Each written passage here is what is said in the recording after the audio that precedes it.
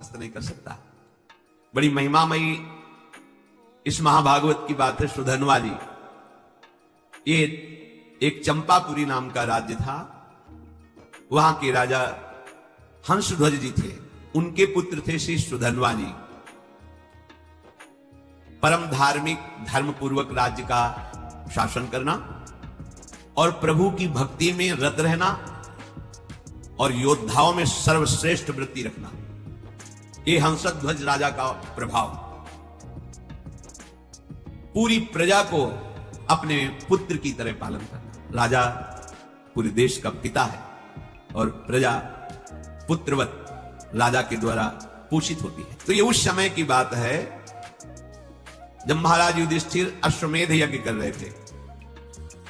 प्रद्युम्न, सात्विकी आदि असंख्यो महारथी योद्धा द्वारिका से सहयोग के लिए आए हुए थे।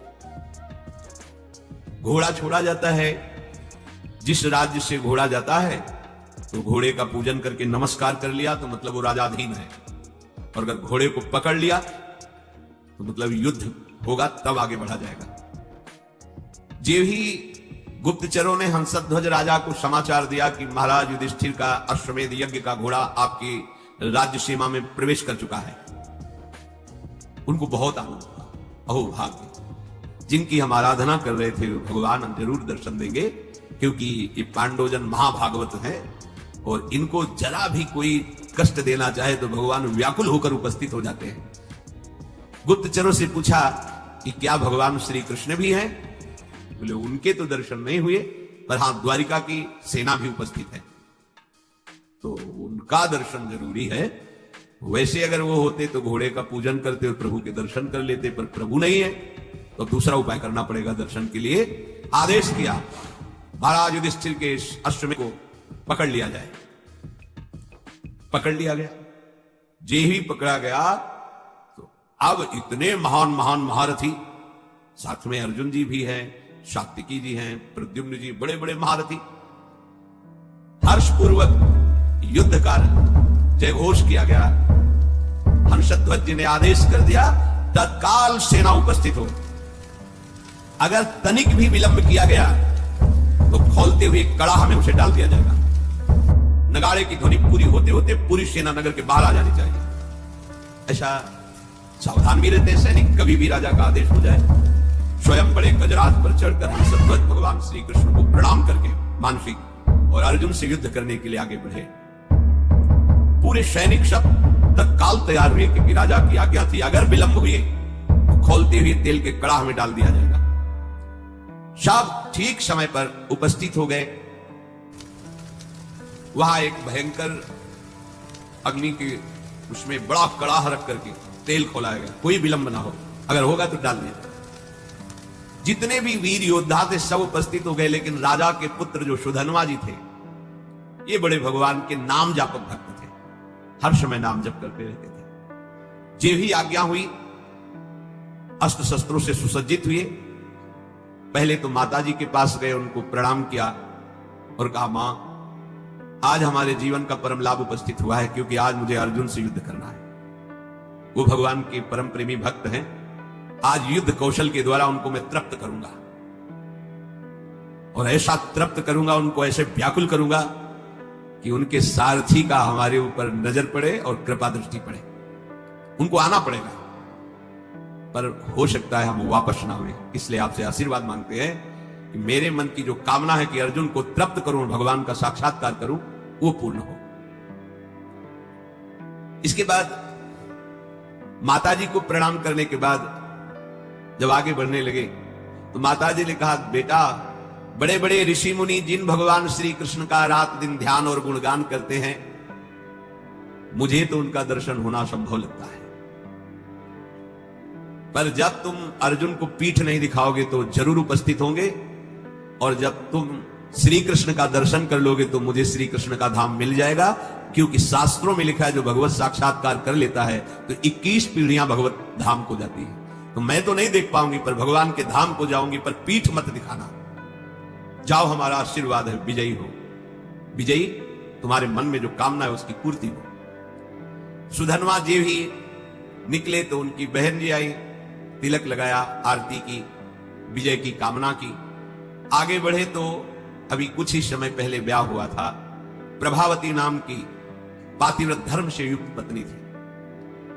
मुस्कुराती हुई सामने आई और सुधन्वा की पूजा की और कहा, स्वामी मुझे पता है आज आप कहां जा रहे हो, महाबली महारथी अर्जुन से युद्ध करने। मैं जानती हूं कि जहां तुम जा रहे हो वहां से वापस आना असंभव है, जानती हूं, पर इतनी तो कृपा कर दो कि आपको जलांजलि देने वाला कोई होना चाहिए। अभी कुछ ही समय पहले ब्याह हुआ था।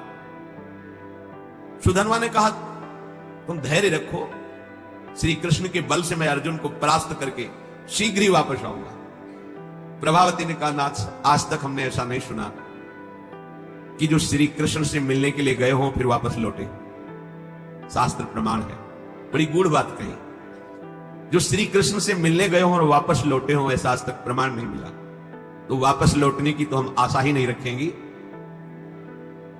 बस हमारी एक कामना है कि आपको जलांजलि देने वाला कोई होना चाहिए। तो शास्त्र सम्मत बात थी। वहां कड़ाह में तेल खोल रहा है, सब आ चुके, लेकिन राजकुमार नहीं आए। राजा को बहुत कष्ट हुआ कि सब आज्ञा के पालन में, और सुधन्वा मेरी आज्ञा का उल्लंघन कर रहा है, क्योंकि अब वो जलांजलि देने के लिए पुत्र की कामना से युक्त होकर के अपनी पत्नी की भाव को पूर्ण किया। उनको तो पता नहीं, तो जल्लादों को तुरंत भेजा, सुधन्वा को पकड़कर लाया जाए, खोलते कड़ाह में डाल दिया जाए। राजा की बड़ी विचित्र होती है, वो अपराधी साबित हो गए हैं क्योंकि विलंब हो गया, राजा आज्ञा का उल्लंघन किया। जो ही राजा की आज्ञा हुई, वो जल्लाद प्रकृति के सैनिक तत्काल गए और सुधन्वा स्नान आदि करके पवित्र होकर बाहर निकल रहे थे। तुरंत सुधन्वा से कहा कि महाराज का आदेश है, आपको बंदी बना लिया जाए और कड़ाह में डाल दिया जाए, क्योंकि आप विलंब हुए हैं। का एक बार पिताजी के सामने तो पहुंचने दीजिए। गए, पिता को प्रणाम किया। हंसध्वज ने कहा, हमारी आज्ञा का उल्लंघन का जो निर्णय किया गया है वही इनके साथ बर्ताव किया जाए। जो शंख और लिखित नाम के आचार्य थे, उनके हर राजा के पास आचार्य कोटि के महापुरुष की सलाह मिलती थी। जैसे परम ज्ञानी जनक जी हैं, पर सदानंद जी विराजमान, चक्रवर्ती सम्राट महाराज दशरथ तो वशिष्ठ जी विराजमान, देवराज इंद्र तो बृहस्पति जी विराजमान। पहले ऐसा होता था कि सम्राटों के ऊपर, राजाओं के ऊपर महाराज विराजमान होते थे और कोई भी समस्या का समाधान उन्हीं से लिया जाता था। ये पुरोहित जो शंख और लिखित थे, ये जलते थे सुधन्वा से, क्योंकि सुधन्वा निरंतर नाम जप करती भगवत आराधना में, ये उनको पसंद नहीं था। तो कई बार तर्क वितर्क किया था। अब उनको अवसर मिला। राजा हंसध्वज ने पूछा कि आचार्य प्रवर आपका क्या आदेश है इस विषय में। उनका जो आपकी आज्ञा हुई उसका पालन किया जाए, अर्थात इनको खोलते हुए कड़ाह में डाला जाए।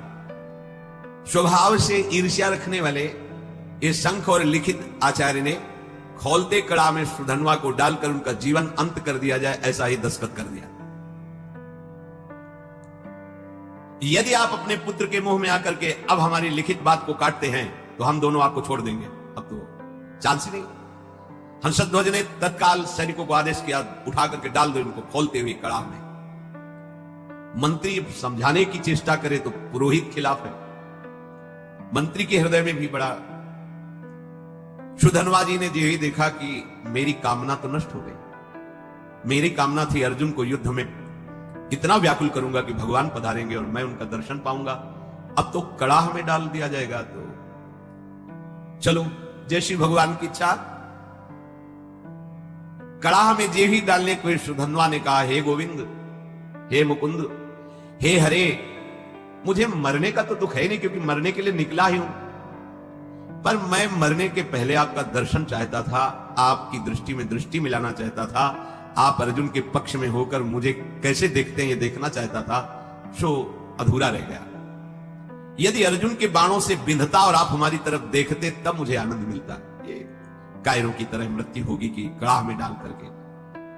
प्रभु यदि आप हम पर कृपा करते हैं तो मुझे जो कामना है उसकी पूर्ति होनी चाहिए। मरना तो है ही, पर ऐसे नहीं ललकार करके, अर्जुन को व्याकुल करके मरने की इच्छा है।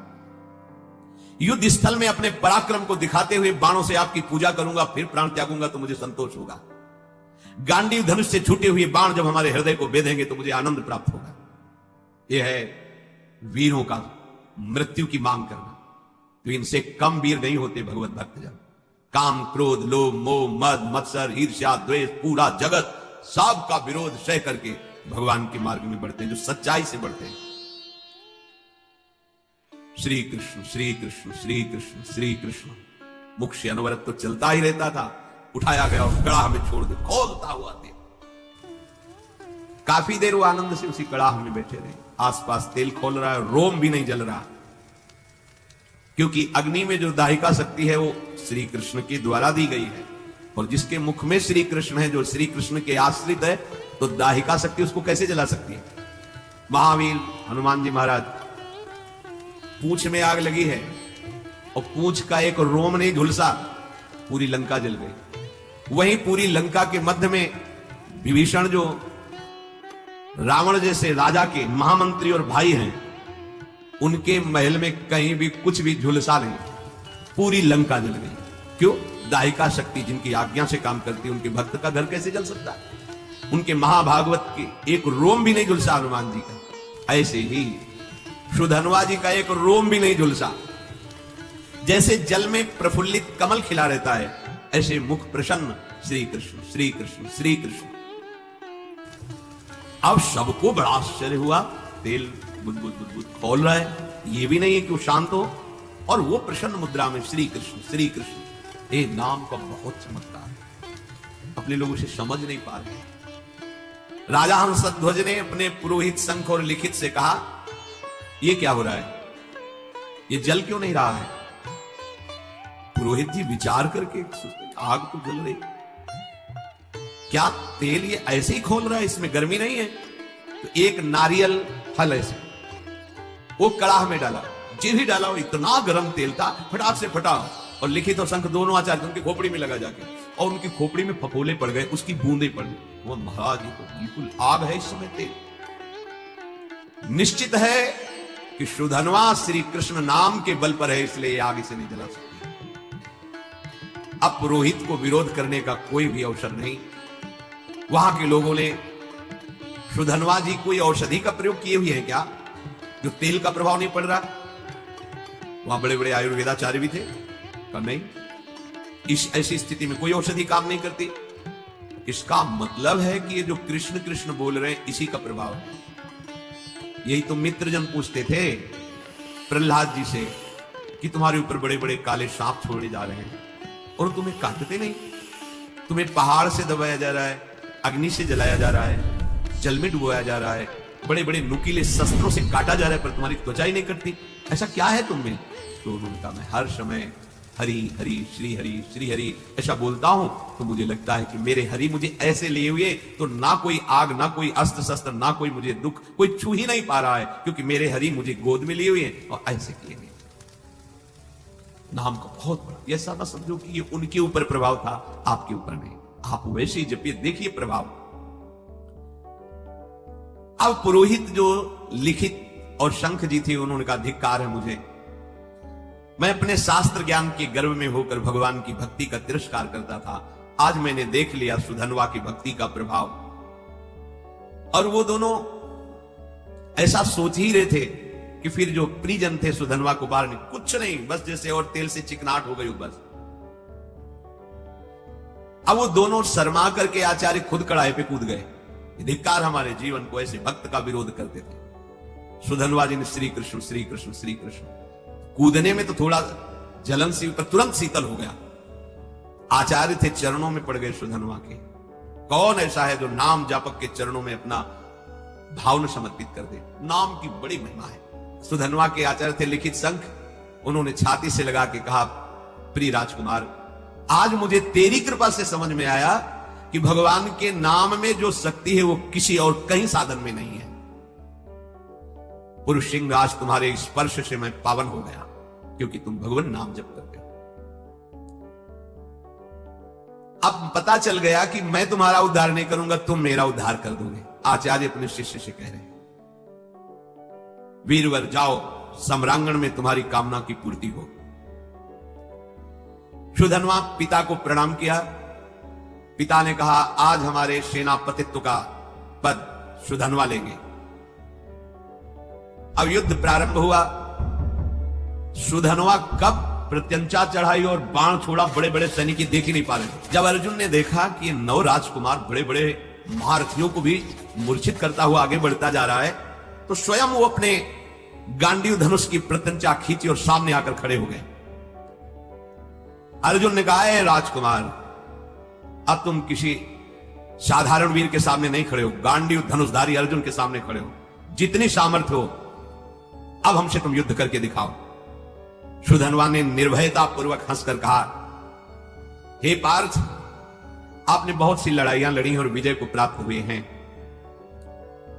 पर उसका तुम कारण नहीं जानते हो कि तुम विजय में क्यों प्राप्त हुए हो। क्योंकि तुम्हारे सारथी श्री कृष्ण थे। इस समय तुम हमारे सामने टिक नहीं सकते क्योंकि तुम्हारा सारथी नहीं बैठा है, श्री कृष्ण नहीं है।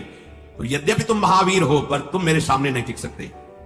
तुम्हें सलाह देता हूं, अगर मेरे पर विजय प्राप्त करनी तो अपने सारथी की याद करो, नहीं तो तुम्हारी सामर्थ्य नहीं है, ये गांडीव धनुष के निकले हुए बाणों की सामर्थ्य नहीं कि मुझे परास्त कर सके। एक बालक के मुख से ऐसी चुनौती। अर्जुन जी परम धनुर्धर, दिव्यास्त्रों का ज्ञान, क्रोधित होकर सुधनवा पर बाणों की वर्षा शुरू कर दी। सुधनवा जी ने हंसते हंसते एक एक बाण को तिल तिल के समान काट के गिरा दिया। अर्जुन जी को लगा आज तक ऐसा भी, बाणों को काट देना अलग, लेकिन हर बाण को तिल तिल काट के बाणों की वर्षा हो रही। बाणों को काटते हुए अपने बाणों से ध्वजा, धनुष, प्रत्यंचा सब पर चोट पहुंचा दी। सुधनवा ने ध्वजा काट के गिरा दी, प्रत्यंचा काट दी, गांडीव पर प्रहार किया और अर्जुन के सारथी को भी घायल कर दिया और कहा, कहां गया तुम्हारा वो पुरुषार्थ गांडीव धनुषधारी अर्जुन। बिना प्रत्यंचा का धनुष, बिना ध्वजा का रथ, सारथी बेहोश। आश्चर्य में पड़ गए कि ऐसा वीर बालक तो हमने देखा ही नहीं। अब उनके मुख से हर समय चल रहा है जो भगवान का आदेश, मामनुष्मर युद्ध च कृष्ण कृष्ण कृष्ण कृष्ण। आप तो बहुत बड़ी बड़ी बातें कर रहे थे, देखा बालक का चमत्कार। मुझे बालक कह रहे थे, अब कहो तो आपको बाणों से घायल करके ऐसी दशा में पहुंचा दूं जो वीर पुरुषों को शोभा नहीं देती। अब भी अवसर है, याद करो अपने सारथी को और बुला लो, क्योंकि यही इच्छा थी कि एक बार श्री कृष्ण को देखूं। अर्जुन को लगा कि जब इस हालत में पहुंचा दिया तो अगला बाण तो हमें मूर्छित करके गिरा देगा। जो ही स्मरण किया, भगवान दौड़ते हुए आ गए। यही है भगवान का वात्सल्य। जैसे मां, तो मां कहीं भी वो आवाज पड़ती भाग के आ जाएगी, लेकिन उनके लिए जिन्होंने केवल भगवान को अपना माना है, केवल। अगर दूसरा कोई है तो रुके रहेंगे, ध्यान रखना। अगर दूसरा कोई बल नहीं है तो उसी समय आपको अनुभव होगा, आ गए प्रभु। जैसे द्रौपदी जी को अनुभव हुआ, वस्त्र रूप में आ गए प्रभु। मन ही मन भगवान को पुकारा, ते ही दया में भगवान दौड़ते हुए आए और सारथी जो मूर्छित था उसको हटाकर अर्जुन की घोड़े की जो बागडोर थी पकड़ ली सुधनवा ने, क्योंकि पूरे जन्म में यही आशा थी, एक बार देखो ओ नील मेघ श्याम की कांति, अभयद भुज दंड मूल पीनम शशांकुल, कनक निकस लसित कुल तामिनी दर की। ऐसी सुंदर नेत्र, ऐसा पीता। पहले तो शोभा का पान करता रहा, जी भर के दर्शन किया, रथ से उतरा, प्रणाम मुद्रा में हुआ, क्योंकि आराध्य देव है। बस रोष में आके फिर रथ में, और पार्थ अब संकोच मत करना, अब तुम्हारी विजय होगी। ये देखो भगवत भक्तों का हृदय कैसा होता है। जिसके पक्ष में भगवान है, मैं कहता हूं तुम्हारी विजय होगी। पर मेरे पर विजय प्राप्त करने के लिए तुम्हें पुरुषार्थ दिखाना होगा। ऐसे नहीं कि मैंने धनुष रख दिया तुम्हारी विजय हो जाएगी। अर्जुन ने कहा, वीर आज मैं तुम्हारे सुंदर मस्तक को 3 बाणों के द्वारा काट कर गिराऊंगा। यदि मैं श्री कृष्ण के सामने तुम्हारे सिर को ना गिरा सकूं तो मेरे जितने पूर्वज हैं सब पुण्यहीन होकर के नरक में गिर जाएं। ये मैं प्रतिज्ञा करता हूं। सुधनवा ने कहा, पार्थ मैं श्री कृष्ण के सन्मुख प्रतिज्ञा करता हूं कि आपके 3 बाणों को अपने पास नहीं पहुंचने दूंगा, बीच में ही काट के गिरा दूंगा और 3-3 टुकड़े करूंगा, और ऐसा ना करूं तो मुझे घोर दुर्गति प्राप्त हो। महाबली सुधनवा ने 10 बाणों के द्वारा अर्जुन को, 100 बाणों के द्वारा श्री कृष्ण को, 1 बाण रथ पर चलाया तो कुम्हार की चाक की तरह पूरे रथ को उठा के घुमाने लगा और 100 हाथ दूर फेंक दिया सुधनवा ने। 100 बाण भगवान की पूजा में, 10 बाण अर्जुन की पूजा में, और 1 बाण मारा, रथ ऐसे चक्राकार होकर 100 हाथ दूर गिरा जाकर के। भगवान श्री कृष्ण बोले, धन्य है वीर, धन्य है। अर्जुन बिना समझे मुझे प्रतिज्ञा कर ली, पितरों को नरक भेजना है क्या? सुधनवा देखो कितना महाबली है। सुधनवा की शक्ति देखी तुमने? ओ श्री कृष्ण श्री कृष्ण श्री कृष्ण श्री कृष्ण नाम चल रहा है। अर्जुन ने कहा, प्रभु उसकी प्रशंसा क्यों की? बोले, जानते हो समस्त ब्रह्मांडों का भार लिए हुए मैं बैठा हूं, मुझे सहित तेरे सहित 100 कदम पीछे फेंक दिया। बोले, प्रभु इसका इतना बल कहां से आ गया? बोले, बहुत जोरदार है, तो निरंतर नाम जप कर रहा है, और दूसरा एक पत्नी व्रत है। बोले, ये एक सुदृढ़ पत्नी व्रत है, इसलिए हमको दूर फेंक दिया। अर्जुन ने भगवान से कहा, इस समय विनोद का समय नहीं है, इस समय तो हमारी हार हो रही, आपके बैठने पर भी। अब दिव्यास्त्र का संधान किया, काल को विराजमान किया बाण पे, संधान करके श्री कृष्णचंद्र जी ने कहा, गोवर्धन पर्वत उठाकर जो गोप गौओं की रक्षा की, उससे प्राप्त पुण्य मैं इस बाण पर विराजमान करता हूं। सुधनवा से कहा, बचो ये काल का बाण है। सुधनवा ने कहा, हमारे पास श्री कृष्ण नाम है जो काल का भी महाकाल है। देख लो, एक तरफ भगवान है, एक तरफ नाम है। ये देखो, उन्हीं का नाम है, एक तरफ भगवान, एक तरफ भगवान का नाम। सुधनवा ने जोर से उच्चारण किया, जय श्री कृष्ण, संधान किया बाण पे, नाम का अद्भुत प्रभाव टुकड़े टुकड़े कर दिए, और जोर जोर से जय श्री कृष्ण जय श्री कृष्ण जय श्री कृष्ण मंगलमय नामों का जोर जोर से उच्चारण। त्रैलोक्य के ऋषि मुनियों में हाहाकार मच गया। भगवान ने गिरिराज उठाने का पूरा पुण्य लगा दिया, और अर्जुन ने काल का संधान किया बाण पे, काल की भी चाल नहीं। ये नाम का प्रभाव देखो। भगवान ने अर्जुन से कहा, तुरंत दूसरा बाण निकालो, दिव्यास्त्र तो बढ़ता चला जा रहा है। भगवान ने उस बाण में अपनी बहुत सी शक्तियों का संधान किया। सुधनवा से कहा, अब जीत के दिखाओ। देखो भगवान क्या करे, समझ रहे हो? मेरे नाम के आगे मेरे पुण्य और सुकृत और शक्तियां भी काम नहीं करती, इसीलिए नाम के अधीन भगवान हो जाते हैं। सुमिर पवन सुत पावन नामू, अपने बस करी राखे रामू, इस रहस्य को समझो। सुधनवा ने कहा, अर्जुन अब मेरी प्रतिज्ञा सुनो, यदि मैं इस बाण को टुकड़े टुकड़े न कर दूं तो अरुंधति सहित महर्षि वशिष्ठ की ब्रह्म ऋषि की हत्या का पाप मुझे तुरंत लगे। सुधनवा ने तुरंत गोविंद कृष्ण बाण मारा। प्रबल पुरुषार्थ से चलाया हुआ अर्जुन का भगवान की शक्ति से संपन्न बाण 5 टुकड़े हो गए। भगवान ने कहा, ये भी गया। इतना बड़ा शक्ति संधान किया, अर्जुन उदास होने लगे। प्रभु अब क्या होगा, तुम्हारी शक्ति भी इसमें थी, सब क्या? यही समझो, रहस्य समझो। भक्तों ने यही रहस्य समझा है। भगवान की भी रक्षा भगवान के नामों से यशोदा मैया और सब गोपियों ने की, बाल गोविंद की लीला में पढ़ के। अरे नाम इतना बड़ा है कि कहां लगी नाम बड़ाई, राम न सकई नाम गुण गाई। तभी तो संत जन छाती चौड़ी करके घूमते, राधा राधा राधा। हमारे पास राधा नाम, हमारे पास कृष्ण नाम, गोविंद नाम है, मतलब प्रभु हमारे अधीन है। भगवान देखा कि अर्जुन निरुत्साहित हो रहे, तो 5 जन शंख को लिया।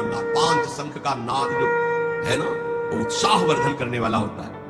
5 जन शंख बजाया और अर्जुन से कहा, अब बाण संधान करो। महामनस्वी अर्जुन ने तीसरा बाण हाथ में लिया, और भगवान ने कहा कि जब मैं राम अवतार में राम जी बना था तो एक पत्नी व्रत रहा हूं उसमें। राम जी बहुत मर्यादा पुरुषोत्तम अवतार भगवान का, ये प्रेमावतार है, वो मर्यादा पुरुषोत्तम, यही प्रभु है। मैं उस सुकृत को इस बाण पर विराजमान करता हूं। फिर ब्रह्मा जी को आदेश किया, पिछले भाग पर विराजमान हो, और काल को दोबारा आदेश किया, अग्रभाग पर प्रतिष्ठित हो।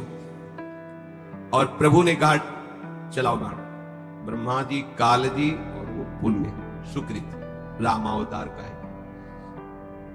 सुधनवा प्रभु की तरफ देखा और मुस्कुराया। बड़ा प्रेममय प्रसंग है। अर्जुन से बोला, अभी संशय है तुम्हें? तुम्हारे विजय के लिए क्या कर रहे हैं, देख रहे हो? तुम्हें संशय? भला कोई प्रतिज्ञा करो अब तुम इस बाण के बचाने के लिए। अर्जुन ने कहा, वीरवर, यदि तुम्हारा मुकुट सहित मस्तक में काट के ना गिरा दूं तो भगवान श्री हरि और भगवान शंकर में भेद करने से, निंदा करने से जो पाप लगता है वो मुझे अभी लगे। सुधनवा ने कहा मैं इस बाण को अगर काट ना दूं तो काशी में मणिकर्णिका तीर्थ में भगवान शिव जी को पैर मारने से जो पाप लगता है, शिव विग्रह पर पैर, वो मुझे पाप अभी लगे। दोनों भगवत भक्त हैं और इतनी बड़ी बड़ी प्रतिज्ञा। सुधनवा ने भगवान श्री कृष्ण की तरफ देखा और कहा जय श्री कृष्ण, जय श्री कृष्ण। अर्जुन उस बाण को संधान किया। सुधनवा ने उस प्रभावशाली बाण को कृष्ण कृष्ण कहते हुए काट दिया। हाहाकार मच गया, इस बाण को तो कोई काट ही नहीं सकता था क्योंकि इतनी महिमा से युक्त हो गया था। अब कटा हुआ बाण का अग्रभाग सुधनवा के मस्तक को काट करके गिरा दिया। बाण तो काट दिया और कटा हुआ अग्रभाग बाण का जाकर सुधनवा के मस्तक को काट कर गिरा दिया। आश्चर्य की बात कि सुधनवा के कटे हुए मस्तक से भी निकल रहा था जय श्री कृष्ण, जय श्री कृष्ण, जय श्री कृष्ण। जैसे द्वेष भाव से भजने के कारण रावण के भी मुख से निकल रहा था, कहां राम रन हतोपचारी, खोपड़ी पड़ी है और उससे निकल रहा था कहां राम रन हतोपचारी।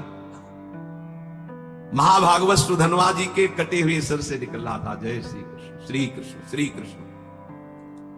भगवान श्री कृष्णचंद्र जो उतरे और अपने कर कमल से उसके सर को उठाया। ये तो बाहरी लीला थी। इतने में सुधनवा के जो शरीर से ज्योति निकली थी भगवान की परिक्रमा करके भगवान में लीन हो गई। श्री कृष्णचंद्र जी ने सुधनवा के पिता से कहा ऐसा भक्त अभूतपूर्व है, शायद ऐसा न हुआ है, ना ऐसा आगे होगा। जैसा तुम्हारा पुत्र मेरा भक्त था, वो तो मेरे दिव्य धाम में गया। शोक मत करना, विलाप मत करना, रोना मत, क्योंकि रोने लायक नहीं है। रोने लायक संसारी जन होते हैं जो प्रभु से विमुख जीवन व्यतीत करते हैं। जो प्रभु में जीवन व्यतीत करते हैं वहां तो उत्साह मनाया जाता है, क्योंकि वो धाम गया, नरक तो गया नहीं कि रोए, धाम गया तो खूब नाम कीर्तन किया जाता है। भक्तों को अभय देने वाले प्रभु श्री हरि के नाम की अपार महिमा है। इसलिए भगवान कह रहे अनन्य हो करके सततम की, निरंतर मेरा, इससे बड़ा कोई लाभ नहीं। क्या चाहिए, जो चाहिए सब प्राप्त हो जाएगा। आप जैसे भी बने, भाव से, कुभाव से, श्रद्धा ना हो तो भी जो नाम आपको प्रिय लगे, सब हमारे प्रभु के नाम है, उनके नाम का खूब जप करो, कीर्तन करो, सुखी हो जाओगे, आनंदित हो जाओगे। भगवान उनकी ही रक्षा नहीं करते, हम सबकी रक्षा